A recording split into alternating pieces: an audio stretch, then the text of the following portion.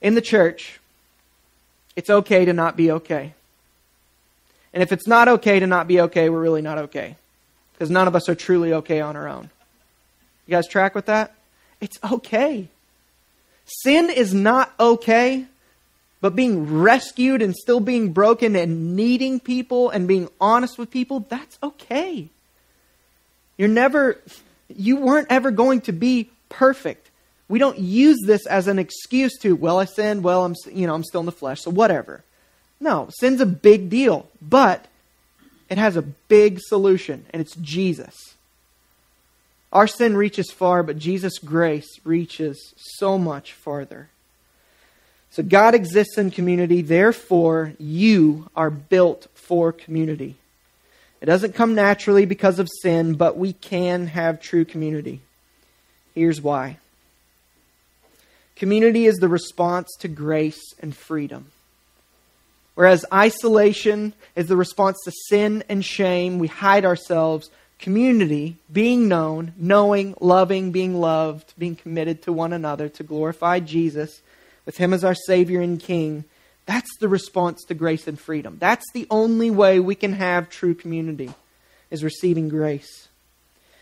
On the cross, for all who trust in Him, hear me, Jesus Christ was exposing your sin.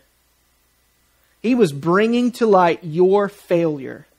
He was bringing to light that you did not live up, and He's showing it for the whole world to see. Sin is a big deal. Your heart is dark. But He was defeating it. The cross is exposing and defeating our sin. He was taking it on Himself. Jesus didn't pardon our sin by saying, I forgive you, it's okay, let's sweep it under the rug. He said, it's real. Yeah, you isolate. Yeah, you're sinful. Yeah, you have shame, and that's justly so because you are rebelling against the King. But I'm defeating that. Jesus is exposing and defeating our sin. And without it being exposed, you're not a Christian. Without you understanding that apart from the grace of Jesus, you are, I use this word often because it just works, screwed.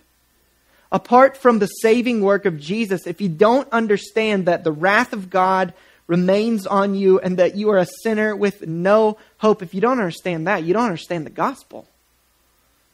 That's step one. We're screwed. Jesus came and did everything, lived for our righteousness, died bearing our shame and our sin on the cross so that we could be saved. That's the gospel. He exposes it. The cross of Jesus Christ was a cosmic event. It's far bigger than sometimes just what we make it. It was cosmic. He was reconciling us to God, and He was killing the hostility between each of us. He was killing the hostility, as Ephesians says, and we're going to read, between you and me, that I don't want to deal with your sin.